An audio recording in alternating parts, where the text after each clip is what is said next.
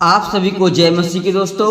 आइए चलते हैं सुबह के वचन में। परमेश्वर आप सबको आशीष दे और इस वचन के द्वारा आप इस वचन को आप जरूर सुने और जरूर पढ़ें और जरूर समझें। पिता परमेश्वर आपको ब्लेसिंग दे। जय मसीह की। चलते हैं सुबह के वचन में। जैसे कि यहाँ पे परमेश्वर कहता है, घेराव करके तोड़ दी गई हो, जैसे धूप काल में हिम का और कटनी के समय जल का पड़ना, वैसे ही मूर्ख की महिमा भी ठीक नहीं होती। जो इंसान मूर्ख है, जो परमेश्वर के पे विश्वास नहीं करता है, जैसे गेहूं कटनी की समय जैसे धूप काल में हिम का और कटनी के समय जल का पड़ना, वैसे मूर्ख लोगों का भी महिमा ठीक नहीं होती। जैसे गौरैया घूमते घूमते और सूप बेनी उड़ते उड़ते नहीं बैठती, वैसे ही व्यर्थ साफ नहीं पड़ता। घोड़े के लिए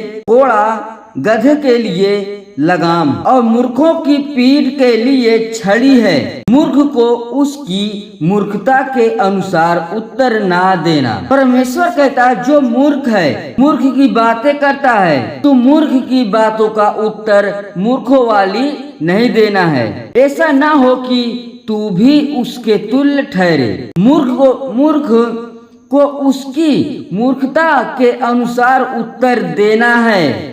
ऐसा ना हो कि वह अपने लेखे में बुद्धिमान ठहरे। जो मूर्ख के हाथ से संदेश भेजता है, वह मानो अपने पांव पर कुल्हाड़ा मारता और विष पीता है। जैसे लंगड़े के पांव लड़खड़ाते हैं, वैसे ही मूर्खों के मुंह में नीति वचन होता है। जैसे पत्थरों के ढेर में मड़ियों की थैली, वैसे ही मूर्ख को महिमा देनी होती है। जैसे मतवाले के हाथ में कांटा गड़ता है, वैसे ही मूर्खों का कहा हुआ नीति वचन भी दुखदायी होता है। जैसा कोई तीरंदाज जो अकारण सबको मारता हो, वैसे ही मूर्खों या राहगीरों का मजदूरी में मांगने लगाने वाला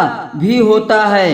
जैसे कुत्ता अपनी ठाठ को चाटता है, वैसे ही मूर्ख अपनी मूर्खता को दोहराता है। यदि तू ऐसा मनुष्य देखे जो अपनी दृष्टि में बुद्धिमान बनता हो, तो उससे अधिक आशा मूर्ख ही से है। आलसी कहता है, मगर मैं सिंह है, चौक में सिंह है। जैसे कि किवाड़ अपनी चूल पर घूमता है, वैसे ही आलसी अपनी खाट पर करवटे लेता है। आलसी अपना हाथ थाली में तो डालता है, परंतु आलस्य के कारण कौर मुंह तक नहीं उठाता।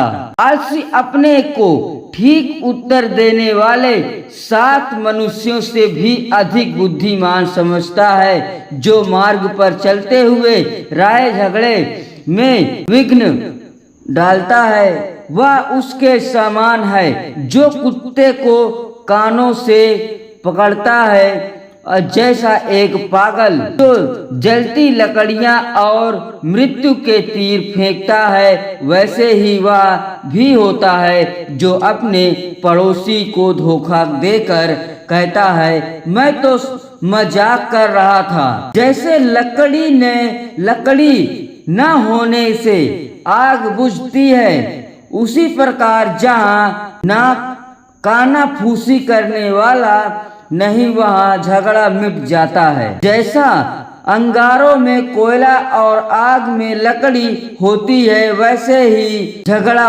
बढ़ने के लिए झगड़ालू होता है। काना फूसी करने वाले के वचन स्वादिष्ट भोजन के समान भीतर उतर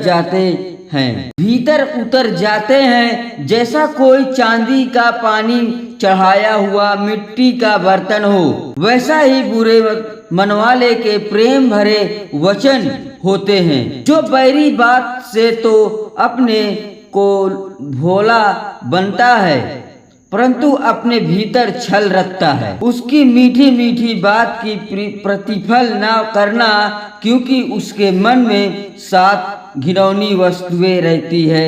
चाहे उसका बैर छल के कारण छिप भी जाए तो भी उसकी बुराई सभा के बीच प्रकट हो। जय मसीह की दोस्तों, आप इस वचन को जरूर सुने। पिता परमेश्वर आप सबको ढेर सारी आशीष दे। जय मसीह की। आमीन।